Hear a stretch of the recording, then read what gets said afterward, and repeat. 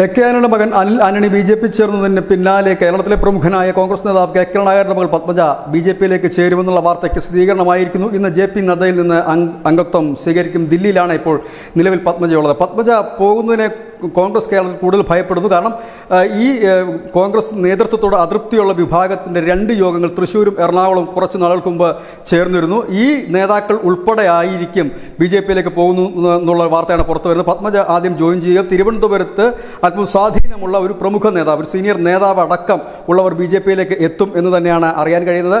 കേരളത്തിൽ പല ഭാഗത്തും ഈ നേതൃത്വവുമായി ഇടഞ്ഞു നിൽക്കുകയും അതൃപ്തി ഉള്ളതുമായ കോൺഗ്രസ്സുകാരുടെ ഒരു നിര തന്നെയുണ്ട്. ഈ നിരയെ കൂടി കോർത്തിണക്കിക്കൊണ്ട് പ്രത്യേകിച്ച് ആദ്യഘട്ടത്തിൽ തൃശ്ശൂരും തിരുവനന്തപുരത്തുമുള്ള നേതാക്കളായിരിക്കും ബി.ജെ.പിയിലേക്ക് ചേരുക. ഒരുപക്ഷെ തെരഞ്ഞെടുപ്പ് പ്രചരണത്തിൻ്റെ മൂർധന്യാവസ്ഥയിലേക്ക് എത്തുമ്പോൾ കൂടുതൽ പേർ ബി.ജെ.പിയിലേക്ക് എത്തിച്ചുകൊണ്ട് ഒരു ക്യാമ്പയിനാണ് ബി.ജെ.പി പ്ലാൻ ചെയ്യുന്നത്. അതിനുള്ള അണിയറ നീക്കങ്ങളൊക്കെ അവർ നേരത്തെ തന്നെ ആരംഭിച്ചിരുന്നു.